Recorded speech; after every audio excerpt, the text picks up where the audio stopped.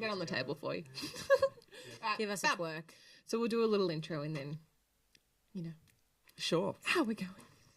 All right, we ready? Oh, sorry, I did not mean to get my boobs out that much. I just meant to pull my top down. And that stays in the clip, so we keep that. And that is the intro. And that is the intro. So our next guest has become known for making the best croissants outside of Paris. She is a Melbourne icon, but this isn't and wasn't always her passion. And we should also add, New York Times has voted the best croissant in the world. Very exciting. And after studying aerospace engineering at uni, she followed her aerospace. What did I say? Aeroscape. Why did I That say sounds cool. Yeah. Aeroscape. Maybe I'll do that next. Yeah. It's like an escape room type thing. Oh, maybe Lune escape rooms. Anyway, if you haven't worked this out, she followed her lifelong passion for F1 racing and became an aerodynamicist for Williams F1. I am shocking at pronouncing things, so I really should have let Pat say that. In the UK in the mid-2000s. Welcome, Dr. Kate Reid. Thank you. Oh, I feel so honoured. You are our first doctor on the show. For real? Yeah. And Okay. the first doctor that has also brought us an amazing treat, many amazing treats. I know, so exciting. Kate has So good. walked in with a box full of croissants. It would be rude to not. Because we should mention it's Elle's birthday today as It's well. my birthday. So we are recording this on the 10th of Feb, and I am officially old. No, you're not. Well, no. You've got a few years to go yet, mate. I feel like it's just because I've hit that spot where I'm 31. Oh, And I'm God, like, old. okay, but I'm past the 20s now. You know, I can't even say, You've I been was past the 29 20s last for a while. Yeah. Yeah, but I can't, you know. Okay, Elle. Yesterday I could say I was 29 last year. Now I can't say that anymore. I've got great news for you. For me, when I arrived in my 30s, it was the best decade of my life. 30 was my best year yet. I'll definitely say And that. it just gets better. So I created Lune when I was 30. And so the growth of Lune happened over that decade. Wow. And I'm even happier to say that I'm in my 42nd year. Yeah. And the 40s have been even better than the 30s. That's what everyone says. Yeah. All right, that is a little tidbit for everyone out there listening right now. But it gets better. And you can reinvent yourself. You also, I think when you especially reach your 30s and your 40s, you just know who you are and you're more confident in yourself. And then you just get on with life being who you are, which is great. And you just kind of have to like disregard the societal pressure that was sort of put on us. And I think having chats like this is always a good way to be like, actually, no.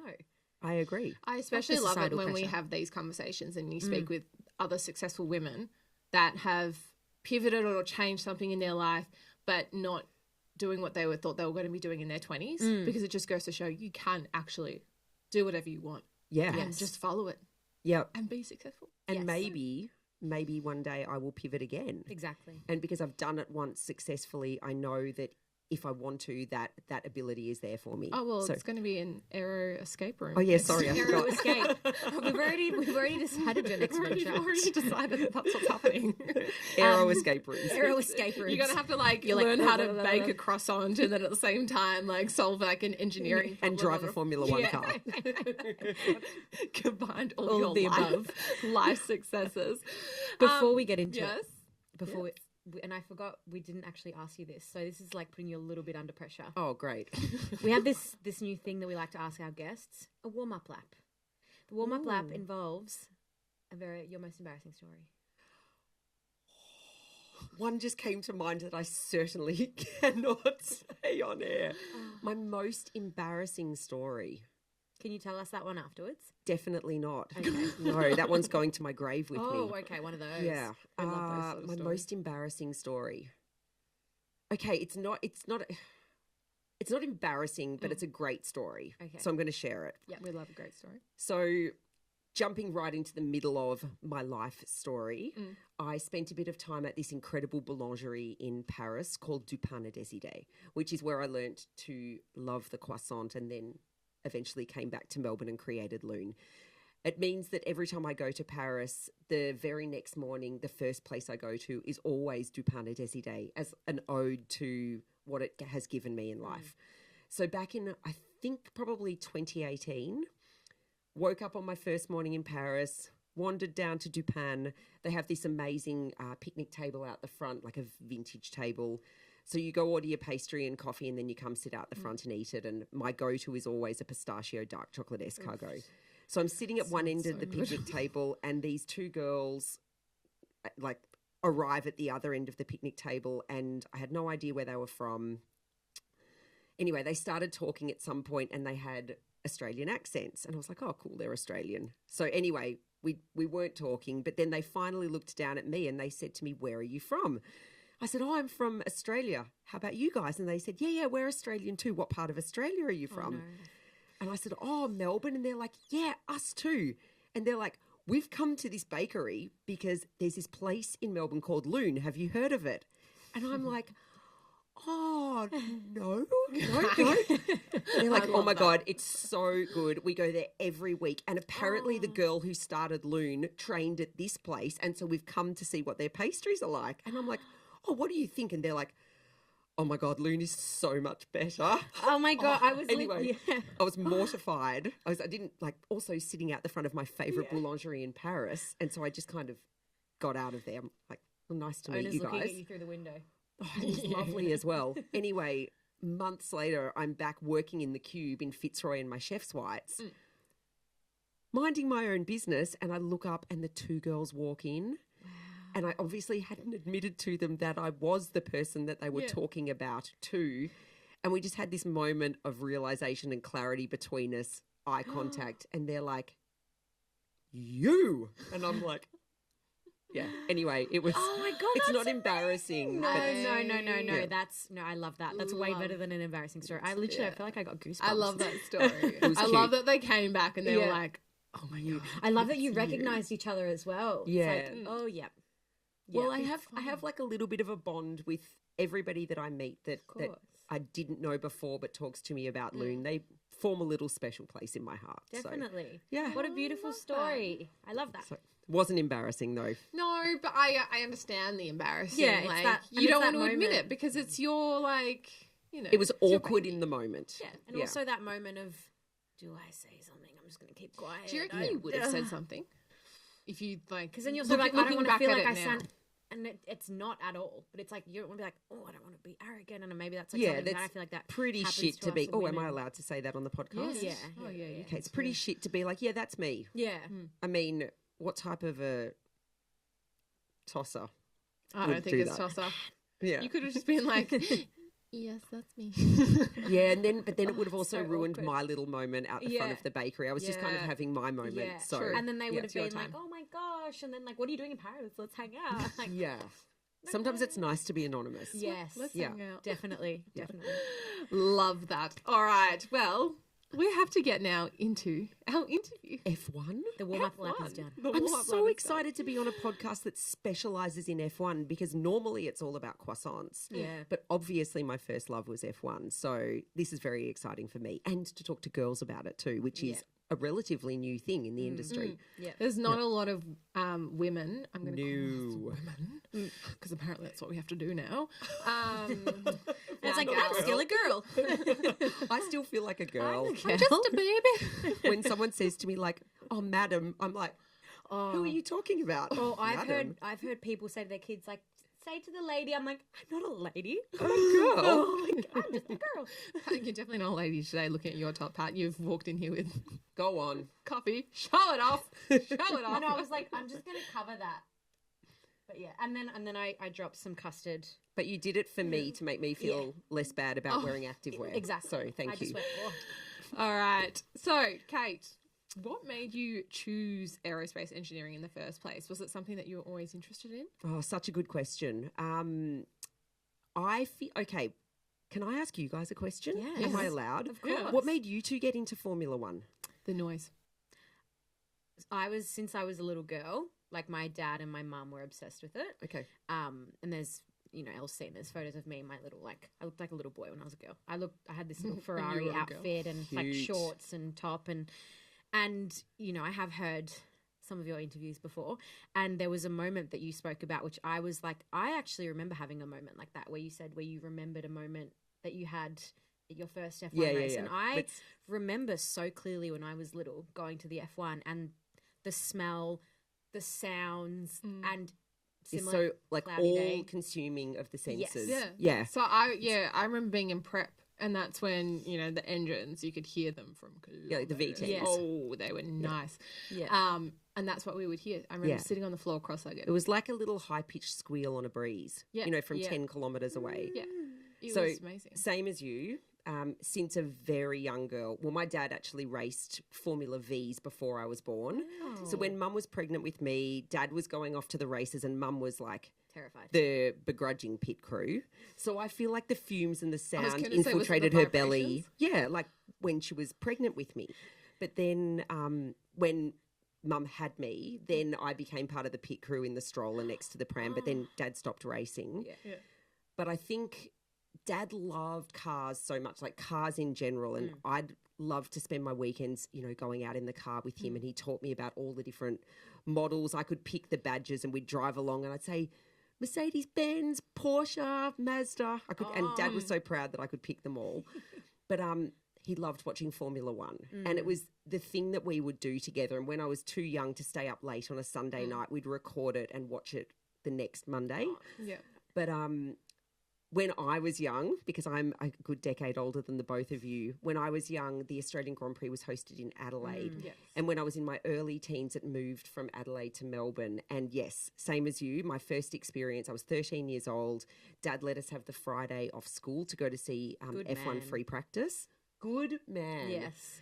And I we would, love seeing dads with their daughters still at the Oz GP. Oh, it's cute, And it is isn't like the it? best thing. It's kind of like when they took their daughters to see Taylor Swift as well. Same vibe. I also think Same it's those sort of vibe. experiences that it's like it's fine to take your child out of school for an experience like this because these experiences it should are be things that shape- celebrated. it should be celebrated because these are things that shape you. Missing out on a couple of math lessons or a couple of English lessons is not going to change your life, but something like that is actually a life-changing moment. So it's a good point, and it's something that I say a lot in terms of getting more women into motor racing.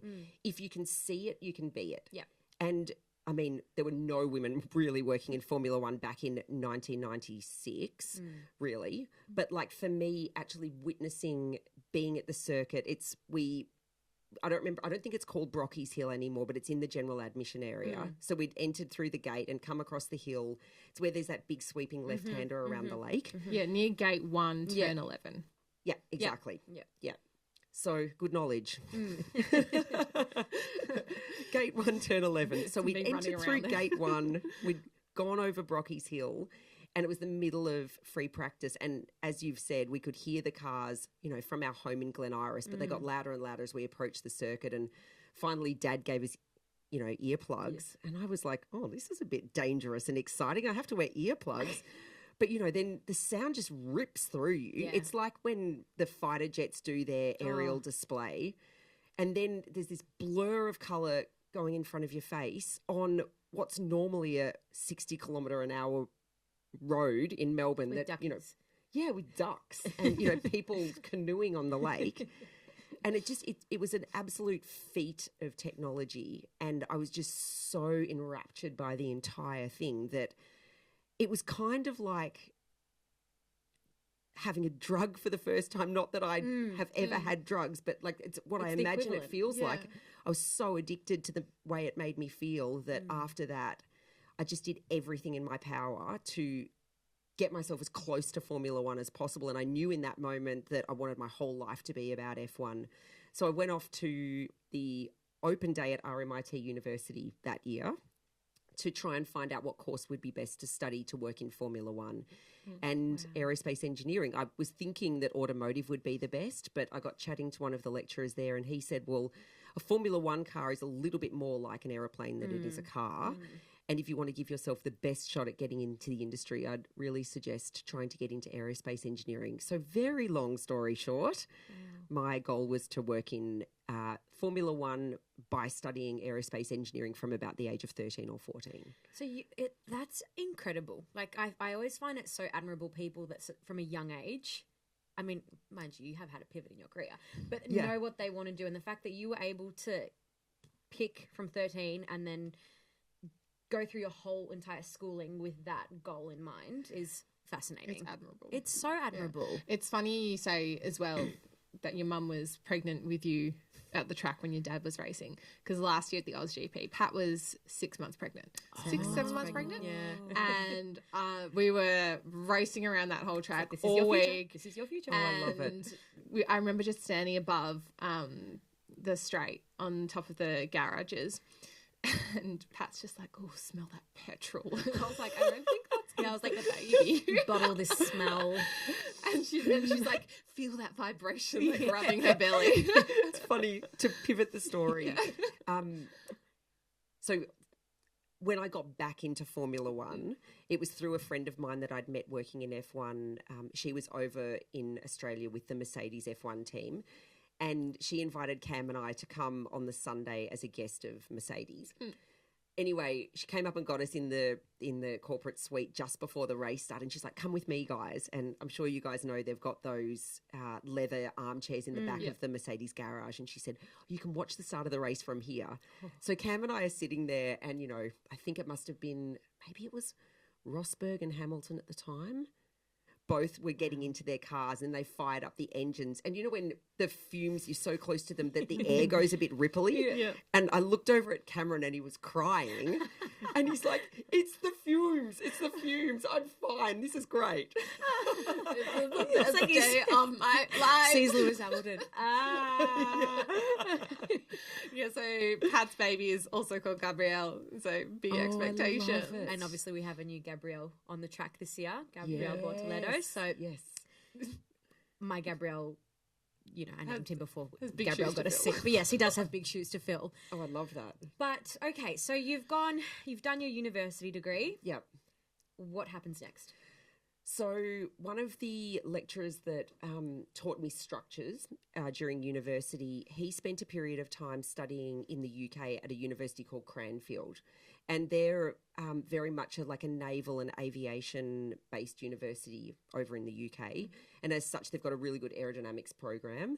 But they'd also, there's kind of this motorsport valley that's northwest of London, just outside the M25, I'm going to say, like kind of wrapping from Reading, where McLaren is, all the way around to Milton Keynes, where Red Bull is. A lot of the teams are based there.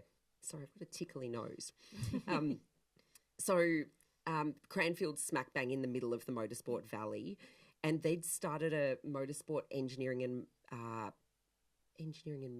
motorsport engineering and management masters, and it was partially funded by the F1 teams. So it was kind of like a golden ticket into Formula One, and he'd encouraged me to apply for it. So as the year after I graduated from aerospace, I had a 12-month contract working at Ford while I was trying to figure out my next move to get myself closer to Formula One. I applied for the Masters at Cranfield and was accepted for it for the following year. And then I thought, right, I've got my foot in the door there. Like that I knew that was going to guarantee me a job in Formula One, but I am the most impatient person on the planet. And I thought, okay, now that I've got that, I'm going to try and get some work experience, just volunteering. So I was riding from all Formula One teams. I even tried rally teams, Formula 3, Formula 3000 in the Euro and the Australian series. Like anyone that had a motorsport team was getting a letter from me. And I basically got silence back. Really? Yeah, it's like a few letters of rejection, but I mean, you guys know it. It's okay. So I'm going to get to this actually. It's a nice part to the story. So I did hear from a Formula 3 team in Australia called Scud Racing, and they said, yeah, you can come down and do a bit of volunteering if you want. And that was an eye-opening experience for me because I basically got bullied by the two mechanics. Oh my gosh. But it's funny. It wasn't way too mean common. bullying though. It was just like there was this private school educated girl with an aerospace engineering degree who wanted to come down and volunteer at the team, and they were like hard nosed. They'd been working as mechanics their whole life, and they probably thought, oh, now we've got this kid to babysit. How old were you?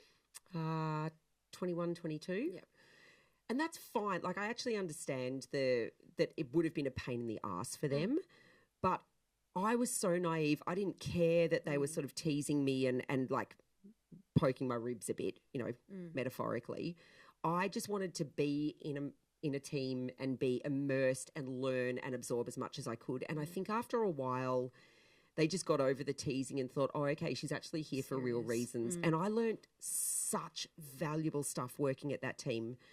Like, they taught me how to change a gearbox and like break down suspension. And it's funny, all the theoretical engineering knowledge that you have kind of means nothing. Like, okay, let's think about it.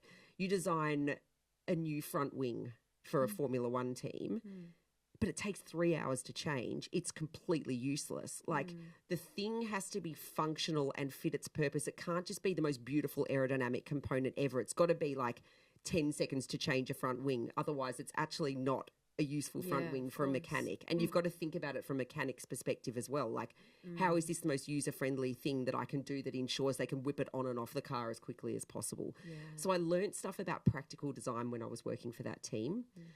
So I've got my job at Ford and I'm doing my volunteering on the weekends at Scud Racing. And I've got Cranfield lined up for the following year. But then literally randomly out of the blue, the one Formula One team that replies to me, which was my dream team, is Williams. And I get an email from them saying, we've received your letter to ask about volunteering, but we're actually recruiting for junior aerodynamicists at the moment and we'd like to interview you for a job. Yeah, score.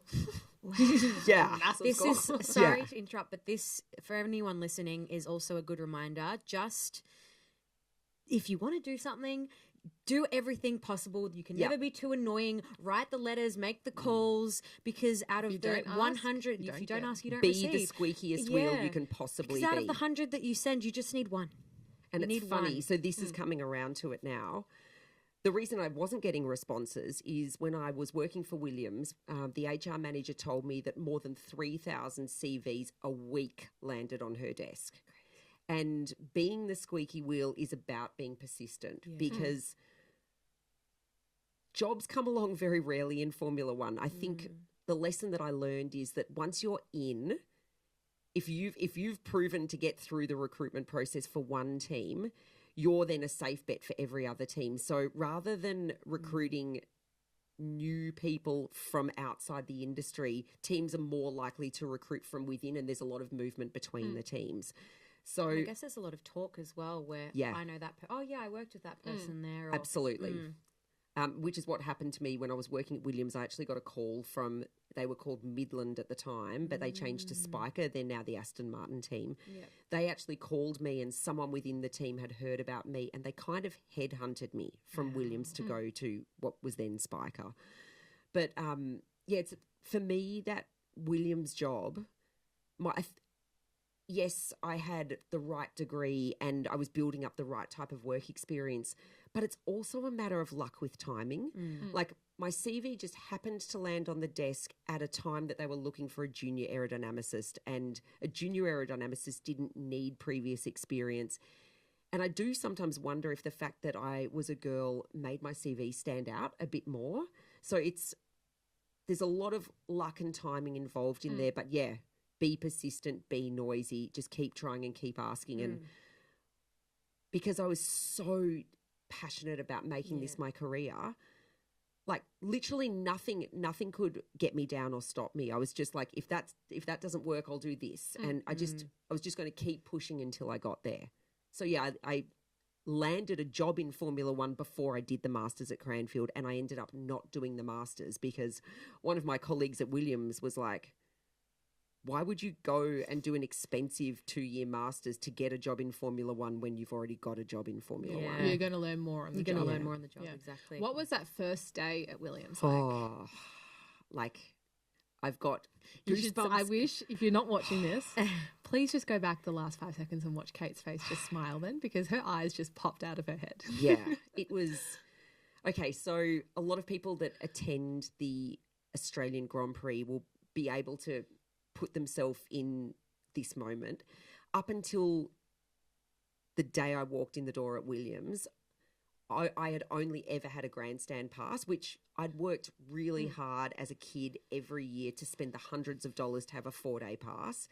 It was my favourite 4 days of the year. I would just sit like from the minute gates open till the minute gates close. I was glued to that seat. I insisted, like Dad and I do the pit lane walks with, 1,000 other people, and you're trying to look over the shoulders of 5 rows deep just to catch a glimpse of the car. Like that's the closest. Oh my God, I feel emotional. I get it though. We all get it. Yeah. When And it's the like when you hear, when Yeah. you feel that, and it's like, it's because it's especially at that sad age. when I don't know whenever the OzGP is over as well. Oh, it's like I fall into a depressive slump. You're on get this high, sad. and then you're like, oh no. Yeah, it's Now like I how have do to I go go now back I've got to to wait normal life? 360 days. Or I have to, Yeah. and I have to watch it on TV. Yeah. Yeah, how do you go back to normal life? You And then don't. it's that whole thing, and sort of semi-circling back what you were saying when you were a little girl and how you would record. Yeah. You know, nowadays, again, like Jen said, you're very lucky that we can watch every single little possible piece of coverage Yeah. over an entire Grand Prix And all the weekend. behind the scenes and all the Behind the extra scenes, content. It's Ted's amazing. playbook, all these different things we can watch. But Yeah, back all then I had was Murray Walker and the Channel 9 coverage. and Oh my and God. like a recording of just that the following day. Yeah. Yeah. Oh, So insane. Yes, So- sorry. yes. Like up until this moment, like this is what I dreamt about, and I'd never touched a Formula One car. Maybe the closest I'd ever been to one was a few meters away, but there'd been 100 people between me and it. And so I walked in. I was taken in by the HR woman to the aerodynamics department, and it was a relatively new facility. I think about 2 years old, state of the art, beautiful, and I was taken in to see the 2 wind tunnels. So it's rare, like now most of the teams have wind tunnels, but I think Williams was one of the first teams to have a wind tunnel, which was game changing from an aerodynamic design perspective. Because most teams, sorry to interrupt, but most teams they will outsource, like use a different air tunnel, right? Yeah. Well, especially the ones with a smaller budget. Yeah. But like the likes of Ferrari and McLaren, Mercedes all now have in-house wind tunnels. So I was taken upstairs to see the 60% scale tunnel, which is located where the model makers, where their model department is as well. So every component designed by the aerodynamicists downstairs is then made at 60% scale and tested in the 60% scale wind tunnel. So interesting. Yeah. So I was taken into that tunnel first, and they were in the middle of a test. So the engineers like basically didn't even acknowledge my existence. But here I was standing with like Formula One engineers Were you just in a like, control room. Yeah, I was like, wipe that smile off my Yeah. face. Anyway, then by this stage I was with my senior aero who was going to be my manager. And he's like, all right, they're a bit busy in here. Let's go into the full scale wind tunnel. And I was like, a second wind tunnel? And he's like, yeah, this is where we test the actual race car. So we went to the other end of the building, and I walked in, and there was the Williams F1 car in the tunnel. And like they weren't testing at the time. The model makers were making a change, or sorry, the wind tunnel technicians were making a change. And so Francois was like, come in, let's go. So I'm like now in the wind tunnel with the car, touching it, talking to the engineers and the wind tunnel technicians, and I'm like, pinch me. It was, I love this. yeah, I'd gone from special. being a little kid sitting in the Prost stand on turn 16 to standing in the wind tunnel, being like, this is the car that I'm going to help design.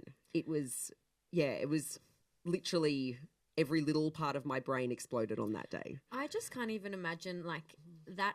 Not even just that. Everything before that, the feeling of getting on the plane, of like what I'm about to go do, the feeling of getting dressed that morning, and the feeling of like walking in and smelling. Have you read my book? I've literally written those Really? words. Oh my gosh! No, it's like I have not read your book, but You know, wow, it's funny because I woke up that morning and I knew that it was like the day that I'd been dreaming about for my entire life. But like I got up and I had breakfast and a shower and I got dressed and I got on the bus and I did all these really normal things.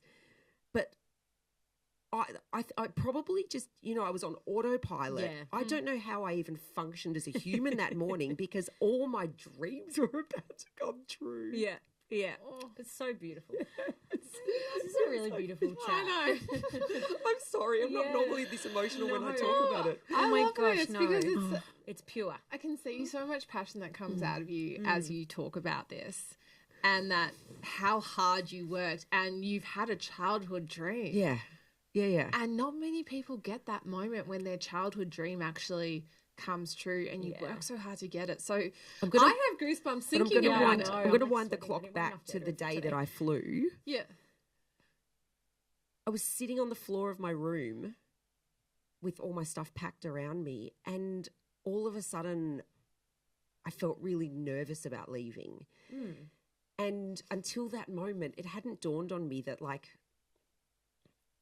Formula One had been this thing that Dad and I did. And I was like, leaving Dad. Yeah. Oh. It was like, you know, in order to do this thing that I really wanted to do, I had to let go of it being something that had bonded Dad and I and go to the other side of the world. And all of a sudden there was this little part of me that was thinking, am I doing the right thing? Like, what is this thing that I love? Do I love it for the reasons that I think I love it, or do I love it because it's this thing that I share with my dad that we're obsessed with watching together and talking about and dissecting and hypothesizing? And it's, there was this moment of, oh, am I doing the right thing? I was going to say just to that, like, yeah, you would have had that moment of being like, wait, is this actually something I love, or is it the bond that I love with my dad? Because you are so young as well. Yeah. I mean, we all learn so much as we move on throughout life that it would have been such a discombobulating thing trying to work out in your head. And you're like, but I'm also leaving my family, It's just huge. all the emotions. Well, I was telling this story to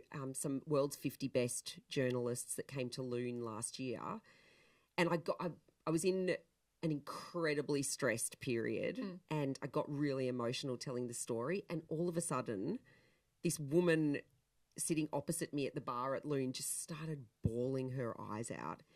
And she's like, you know, I'm living my on paper dream life. I always wanted to be a journalist working in food, living in London.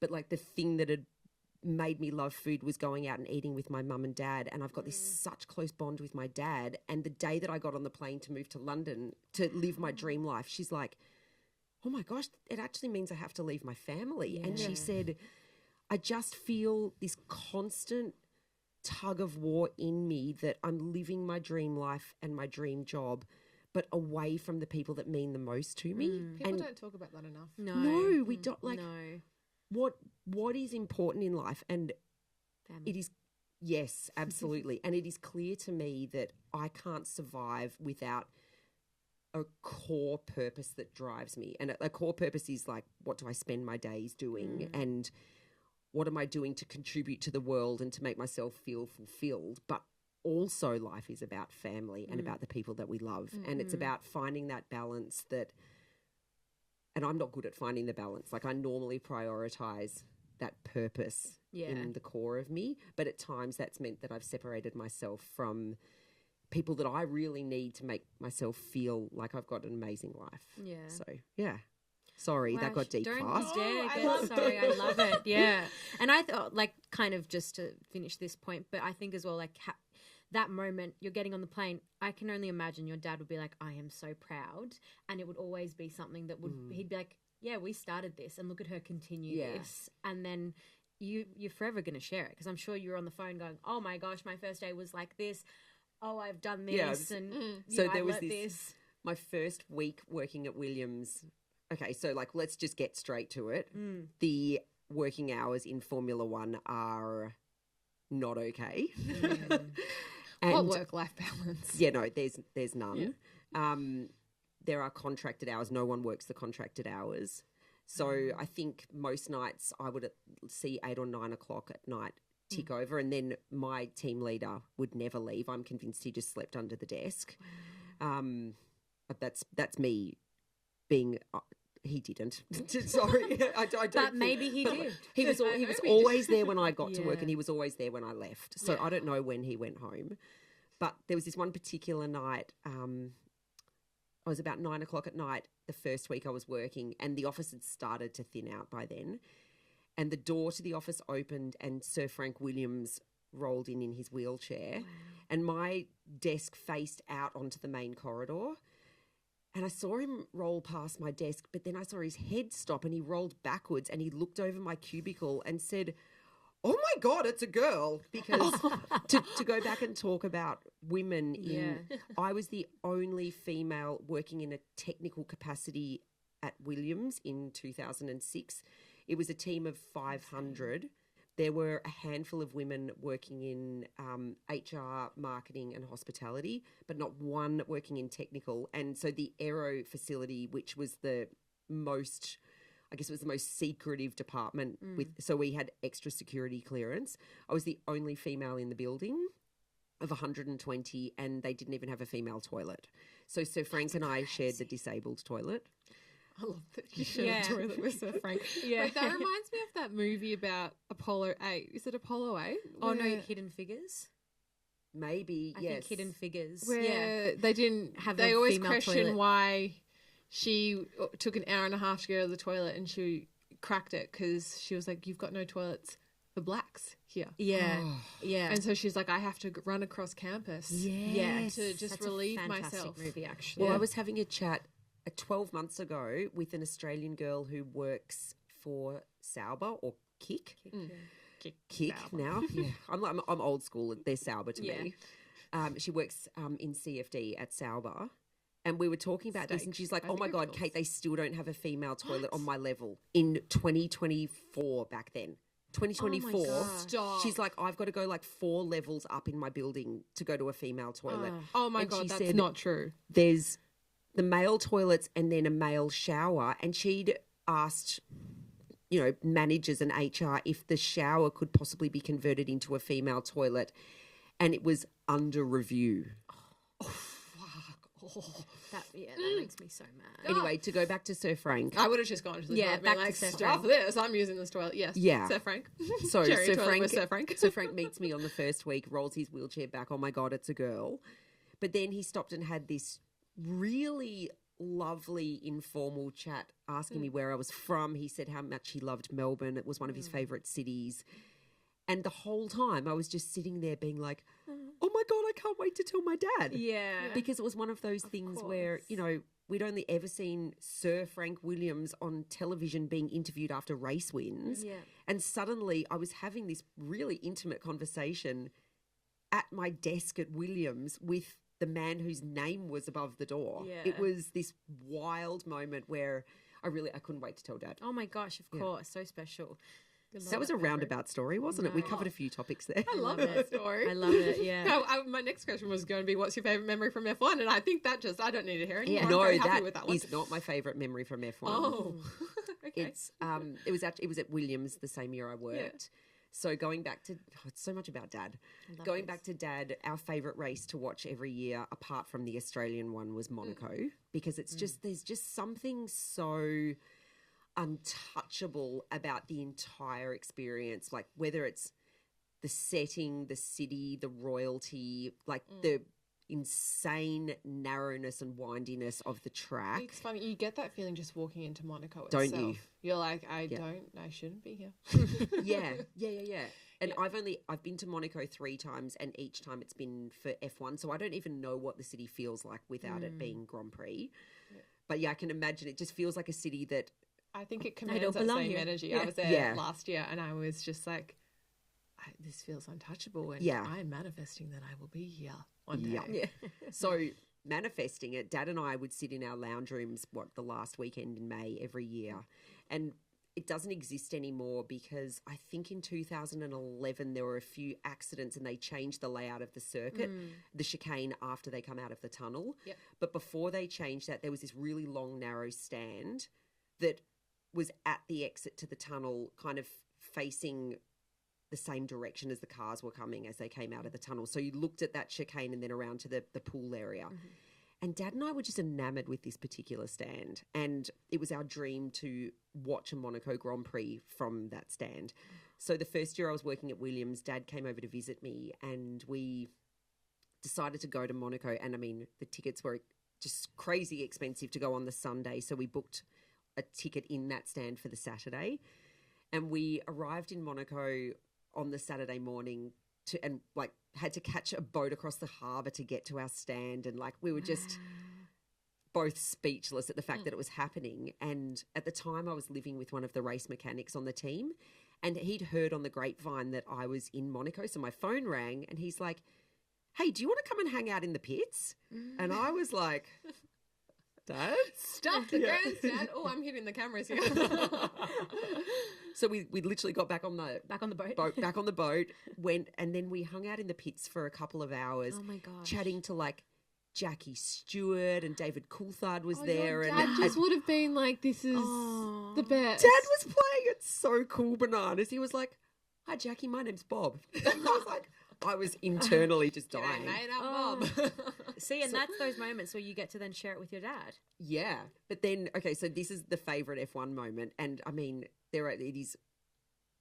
I'll share the story first and then we'll talk about the whole undertone of it. But one of the race engineers came up to me, like I'd never met him before, and he's like, "Oh, are you one of the aerodynamicists from the factory?" And I said, yeah. He was like, "Great. I'm going to put a lanyard on you. Can you just go down into the pits? You've got a good camera. I can see that. We just need to get a few spy photos of some of the aerodynamic components, and no one will suspect that you're an engineer because you're a girl." I kind of love it. Yeah. But it's bad. I kind of love it, but I also, part of me is like, a girl couldn't possibly be an engineer. I know. Yeah, It's really bad. And I there's mean, so much to say about that as well. It's like, I don't know if I want to spy. And Oh, also, no. like, are you? Well, I mean, like, it was Because it's perfect. interesting for your job. Yeah. Because, you know, we weren't winning at the time. I think we Yeah. were more mid-pack. It was Webber and Rosberg that year. So when you're not winning, you're just trying to figure out what the winning car's doing. And like that year, Fernando Alonso and the Renault was just blitzing everyone else. So obviously the team wanted me to try and get some sneaky Renault shots, but it kind of goes against my engineering ethos to just try and copy someone else. And I mean, that has worked its way into everything that we do at Lune now. Like I love other bakeries, but I don't look what they do. I don't follow any other bakeries on Instagram because I don't want to be inspired by. You don't want to cloud your judgment of what's going on. Exactly. Yeah. So for me, I guess one of the things that I didn't love about being an aerodynamicist in F1 was that I felt like it was going to be really blue sky thinking, where we looked at the regulations and, you know, every car is different. Every suspension system has its own intricacies. I mean, all the cars look similar to look at, but if you look at them in detail, they're quite different. And I just really wanted to go in there and understand how our car was performing and come up with ideas as to how we could improve it based on our own car's design. Yep. Yeah. But because we weren't winning, and F1's all about money, and those sponsors want the car to be at the front of the grid, you really just try to do quick fixes as much as you can, and that means looking at what other cars are doing. So yes, the spy photo, I felt like I was actually doing something that could really contribute to the performance of the car by going down there. And it was also... Did you change Williams' history? No, I don't think I did. Those photos.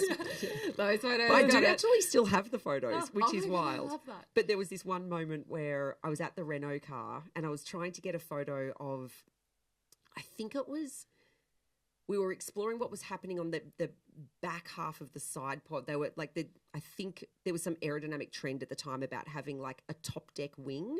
So this like little element that sat on the back of the side pod, and that's what they specifically wanted me to get a photo of. And one of the mechanics, like this amorous Frenchman, was like, "You want me to pose in front of the car?" And I was like, "Can you get out of the way? You're blocking them." Yeah, it's like just. Yeah. So no, but it was a pretty magical moment, I guess. 13-year-old Kate, who you know had just dreamt about working in Formula One. Suddenly, I was an aerodynamicist for the Williams F1 team in the pits at Monaco, taking spy photos of other Secret cars. Spy. Yeah. James Bond style. How do you think teams are like spying now? Because They do it all the time. Yeah, but how are they doing it now? I mean, back then it would have been easy because, like you said, it's bad, but when no you one's look going at- to suspect a girl. So we makes also me so talk mad. about how much content there is now that you can just access on demand. Yeah. Like there's so much analysis of the cars, because I think, you know, from Drive to Survive, the interest in F1 has just exploded and everyone's cottoned onto that. So everyone who can create content for Formula One knows that there'll be an audience there. And of course the audiences, I don't work in it anymore, but I'm assuming that teams use a lot of television footage or you know. I even think just, you know, at an F1. Just being at the circuit. Yeah, being at the circuit. Like you and see there's- Toto or Christian Horner walking up and down the pits. Like Yeah. they're not just walking up to shake hands, they're looking. They're like, Yeah. but even I think as well, just there's so many people that have access to more, like in garages and things. And I know that they're always like, put your phone away. I'm sure there's always someone that's doing a cheeky little do-do-do. There's so much out there. So when I left Williams to go and work at the second team, I hadn't looked at the small print in my contract because I thought that I was never going to leave Williams. Yeah. This was my dream job. And so when I handed in my notice, I was put on 3 months gardening leave. Oh, yeah. And it was only 3 months because I was junior. Yeah. The aerodynamicists and senior aeros had 6 months gardening leave. And normally gardening leave is like, just go home and for 3 months before you start your job. But in Formula One, gardening leave is they put you in a little room and you have to attend contracted hours every day to see out your contract. And so I got put in a room with no window. You have a computer with the internet on it. It doesn't have internal network access. I read a lot of books. I played solitaire. And I got really depressed. I was going to say, what? Well, it means that by the time you start at the new team, your knowledge of the design of the car is 3 months or 6 months behind. Yeah. So you can't take current design knowledge to your new team. Yeah. So you started as a junior aerodynamicist, and then how long were you at Williams for? And then what was you left as a junior aerodynamicist? Yep. So I was at Williams for a year. Yep. And then the reason that I left Williams was I was given advice that the team, so it's so complicated. It's one of the teams like Sauber or Kick that's changed names a million times. It was Jordan, and then I think it went to Midland. I don't think there was any team was that Minardi as well? I think, and then Force India. So then it was I get really confused. Midland, sometimes. then Spiker, then Force India, then Aston Martin. Yeah. So it was Midland when they headhunted me, but by the time I started with them, they'd started racing under the name of Spiker.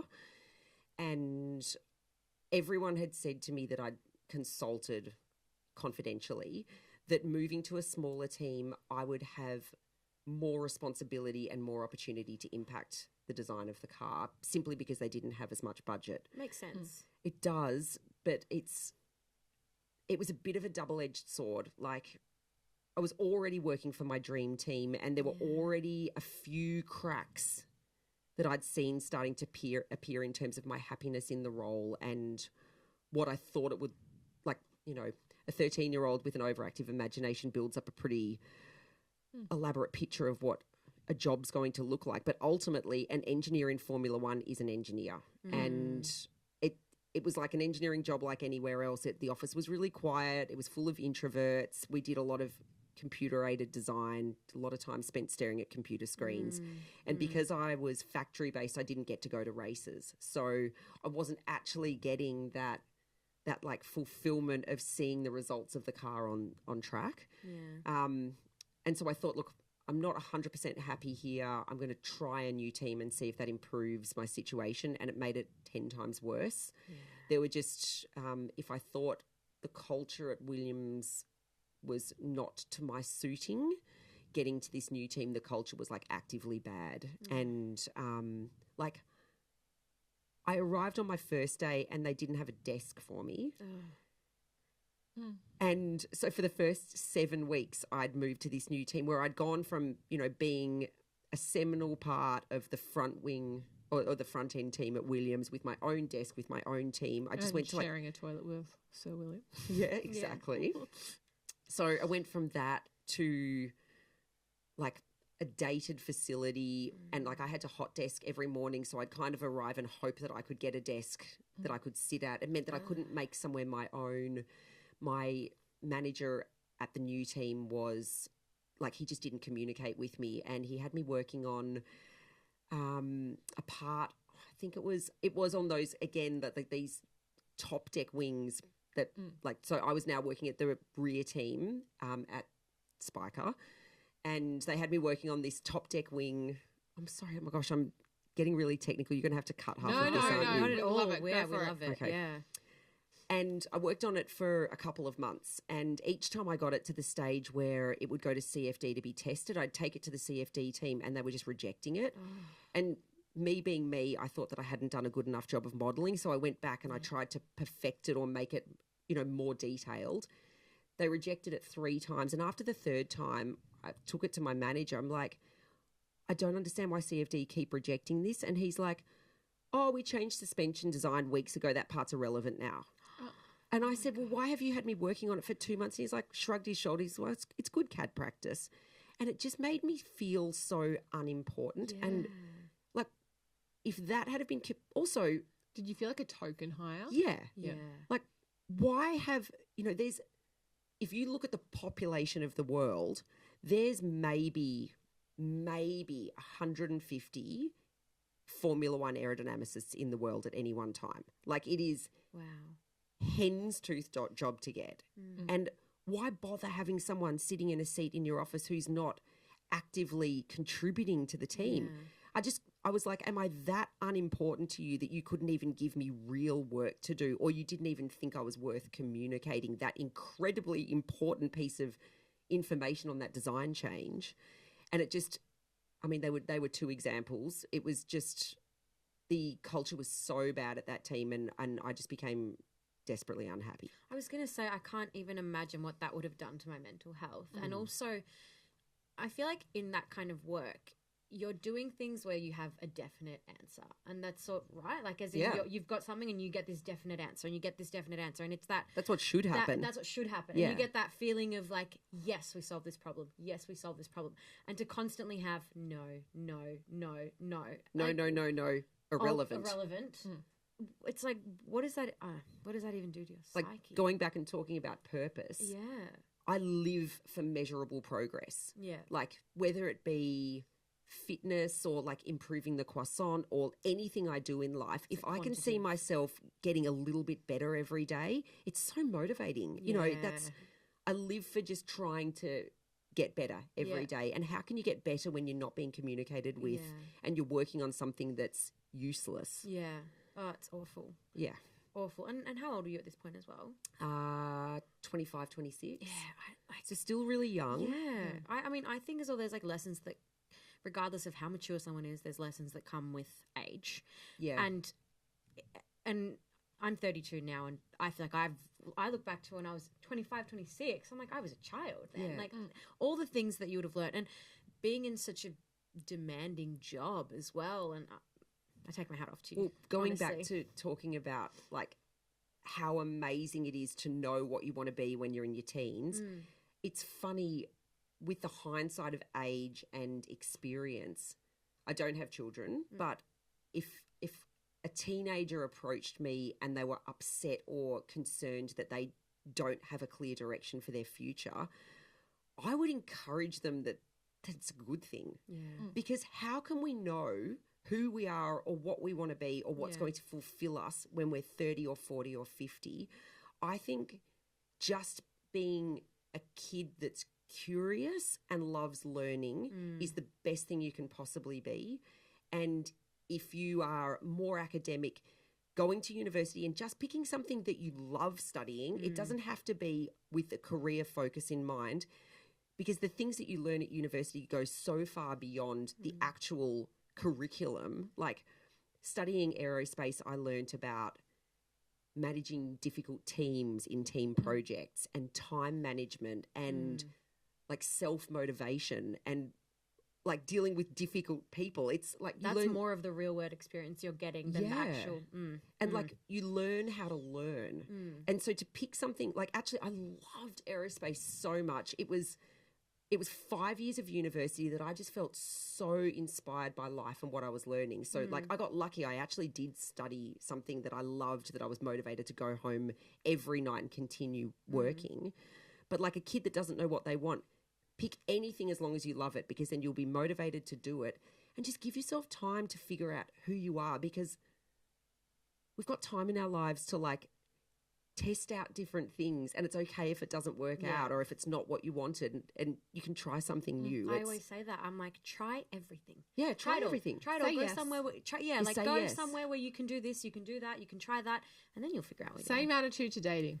Say yes. Yes. What's the worst that can happen? Not all the The time. thing that I always No, say. well, but no, you could have like, you get a conversation, you might get a drink, you see something new, I always say They to were my awful. single friends, Good on you. try You every always learn something, or try you've got a good story. Yeah, exactly. That's I always say, like, try every flavor on the menu, because even if you don't get anything, even if the person sucks or this, you get a good story or a nice meal or maybe a crap meal, but then you know you're not to go to that restaurant again. It's talking about having a good story. It's funny going through the process of writing my memoir, which I haven't really formally said to you guys yet, but I'm writing a memoir. We're about to get to that, but yes, okay. Kate's writing a memoir, everyone, and it's Sorry. coming out soon. Yes, go on. Actually, you're the first people I've officially told, which is I know, exciting. I'm so excited. So- And you can buy it. You can pre-order it now, I think. I think you can. Yes, you Comes can. out, Yes. yeah.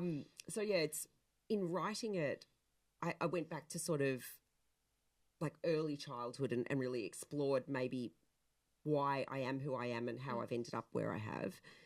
And I remembered that, you know, I was 7, 8, and 9 years old around that time.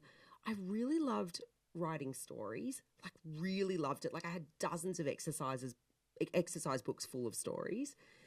And then I obviously went off on my path to Formula One and then Lune. And through writing first the Lune cookbook, but now my memoir, I've been reminded just how much I love writing. But yeah, and it's actually something that I really want to explore. I've got an idea for a novel now. So when I finish the Is it memoir, about escape rooms? it's actually a Not escape psychological thriller. So yeah, Oh, it kind of is. It kind of is. Aeroscape. Can you call it Aeroscape? I just coined your new title. you know, your it's new not terrible. I'll commission. We'll talk later. But like, I was thinking about it because I went to Italy on 2 trips to write the majority of the memoir. And when I was getting close to finishing it, I just had this thought that, like, had I not done all the things that I've done and lived life and had experiences, I wouldn't have anything to write about. And so I've had to live this really random, complicated, exciting, difficult, challenging, fulfilling life to be at a point where I have perspective and things to write about. And it's nice it feels like a bit of a full circle moment that I've found myself back at 7 or 8-year-old Kate, loving writing stories, but this time it's my story. No regrets. No Don't want to regrets. be on your deathbed with regrets. regrets. No, absolutely. Don't ask what if. Do it. And it's, I mean, I think it's pretty well documented that I got really unwell when I was working in Formula One and ended up having to return to Australia to recover. But when people say to me, you know, do you regret doing Formula One? I don't regret a single second of it. Like, I love the life that I've lived and I love the experiences that I've had. And working in Formula One and pursuing that dream to work in Formula One has informed almost everything about the way I've pursued my life since then. And it's funny, I think working in Formula One and discovering the reality of it has made me love it even more, ironically, because now I've just got this deep respect for all the work that happens behind the scenes to make, you know, the spectacle that we see at the Australian Grand Prix every year or what we watch on television. Like, there's 450 people back in a factory somewhere in the motorsport valley in the UK working for 16 hours a day on their computers to make that happen. And I now sit there and I watch it with this just deep level of appreciation and gratitude for all those people back there. Yeah, it's good. I think as well, like, maybe for people that aren't so invested into F1 and they might see that car came 6th, or like that driver came 6th, and it's, or even like a constructors champion, they came 5th. But that is such a huge achievement. Such a huge especially achievement. for like a mid-tier team. Like, it's such a huge achievement to see that. Yeah. Like, you see, you know, teams like Haas or something getting a 5th or a 6th and the teams are going crazy celebrating. It's such a big deal because, you know, in comparison, when I worked at Spiker, a team like Haas would be equivalent to that. Yeah. The level of resource and, like, access to the best people and facilities is so much less than teams like Mercedes or Ferrari or McLaren, because they're the teams that are the choice teams to work for, so they kind of get the pick of the litter in terms of staff. Yeah. But also, I mean, we don't need to talk about that, it's obvious. Yeah. Sorry. I've just No. gone on a path. Oh my Well, gosh, no, I'm- don't say sorry. I'm super conscious of time because I Yes. know that you have to get out of here because you've got a flight. I do. So- I'm flying up to Brisbane to my loonies up there. Oh, we love that. Side note, I'm really So- sad because I feel like we could talk to you for another I 2 know, hours. but I know. I think a could get part 2 would have to come. Final question then, I guess. And it's kind of like a double-edged question. If any team could call you up today and say, come work for us again, who would that dream team be and would you do it? First of all, I'm going to answer the second question first. Definitely yes. I have this like burning desire of contributing to Formula One in a meaningful way, being who I am now. I wouldn't go back and work as an aerodynamicist, but I feel like, you know, so when I worked at Williams, we had 500 staff there. Lune's just tipped over the 300 mark. So I'm now running a company of over 300 staff. I'm close to a Formula One team. Yeah. I feel like from a leadership perspective and a positive workplace culture and motivating people in a positive way rather than using fear and negativity, I think I would have a lot to contribute and I would love it. All right, so we're penciling you as team principal. Thank you. Why not? Yeah. Just putting it out there from what you're saying. Which team? Also, you don't have to answer. No, I'm trying to, because Because would you want it to be like a top tier team, you know, like your Red Bulls, Ferrari, McLaren that's winning? Or is it more interesting now to work with those mid-bottom teams? I just wonder if it would be super cool to go totally full circle and go Back to Williams. I was going I to was say going to say, that, because they're in yeah. a real interesting phase where, you know, James Vowles Oh, has I come out and love said, James Vowles. we're not trying to win right now because we're trying to get ready for He 2026. is the best thing that's happened Yeah. to Williams. Yeah. He is absolutely brilliant, and I cannot wait to see. Okay, so one more thing, going back to when I worked at Williams, there was this absolute legend of the sport, a guy called Frank Durney, who was one of Frank Williams's first hires when he started Williams. This guy brought the first wind tunnel into Formula One. He created active suspension. He's sensational. He was working at Williams again at the time that I was there, but kind of in a very senior mentoring level. And he would wander around the offices chatting to us all. And we were having such a bad season. He said, if it was down to me and it wasn't about money and sponsors, I would just can the 2006 season and start working on the 2007 car now and direct all our aerodynamic effort to that. Well, obviously, you can't do that. No. But I feel like in a way, James has this long-term vision for Williams where he's just making the 1% decisions, chipping away, not trying to do something big and extravagant and Band-Aid fix. He's like, no, I'm going to fix this from the ground up. And I cannot wait to see 4 or 5 years down the track, I think Williams is going to be up there again. I think he's brilliant, but there's a real emotional connection for me and Williams. You know, when I was really young, it was, you know, Alain Prost, Nigel Mansell, Ayrton Senna, obviously. Oh, gosh, yeah. And then went through the period with I think David Coulthard raced for them for a while. There was just this string of people that I just looked up to, obviously Damon Hill.